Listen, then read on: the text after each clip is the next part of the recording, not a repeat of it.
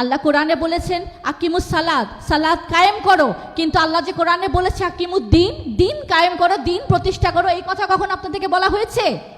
শুধু নামাজ পড়ো, নামাজ পড়ো, নামাজ পড়ো। হ্যাঁ, নামাজ পড়বো, নামাজ আল্লাহ ৮০-৮২ বার আমাকে হুকুম দিয়েছেন কোরআনে, কিন্তু দিন প্রতিষ্ঠা করার হুকুম দিয়েছেন ৬৫০ বারের বেশি। সেই হুকুম কোথায় গেল আমার? আল্লাহ রসুল যখন মানুষের কাছে তৌহিদের ডাক দিয়েছিলেন, আল্লাহ রসুলের সম্পর্কেও কিন্তু অনেক মিথ্যাচার করা হয়েছিল, অনেক গুজব রটনা করা হয়েছিল। তিনি পাগল, তিনি গণক, তিনি জাদুঘর, ইত্যাদি ইত্যাদি। এমনও হয়েছে যে মক্কার যেন আল্লাহ রসুলের কাছে মানুষ না যায় এমন ব্যবস্থা করে রেখেছিল। কিন্তু যারা লুকায় লুকায় গোত্র থেকে আসতো, এসে যখন আল্লাহ রসুলের কথা শুনতো, তখন তারা রসুল্লাহর হাতে বায়াত নিয়ে বলতো, ইয়া রসুল্লাহ, আমি এতদিন যা শুনেছি সম্পূর্ণ মিথ্যা, আপনার ব্যাপারে এত মিথ্যাচার করা হয়েছে। কারা করেছে? তখন সমাজে যারা ধর্ম ব্যবসায়ীরা ছিল তারা করেছে, যারা তাদের মন গড়া বিধান দিয়ে সমাজ পরিচালনা করত তারা করেছে।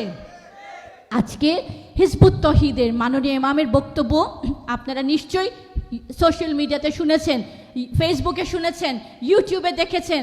আজকে আমাদের মাননীয় ইমামের সামনে যখন মানুষ এসে বসে, যখন আলোচনা শুনে, তখন বলে, মাননীয় ইমাম, আমি এতদিন আপনাকে ফেসবুকে শুধু গালাগালি করতাম, আপনার ভিডিও আসলে আমি স্ক্রোল করে চলে যেতাম যে আপনি ধর্ম নষ্ট করছেন, আপনি ইহুদি খ্রিস্টানের দালাল, কিন্তু আমি কত পথভ্রষ্ট ছিলাম, আমি কত গুমরাহির মধ্যে ছিলাম, আমি মানুষের মিথ্যা গুজবে কত প্রভাবিত ছিলাম, আজকে আমি এসে বুঝেছি।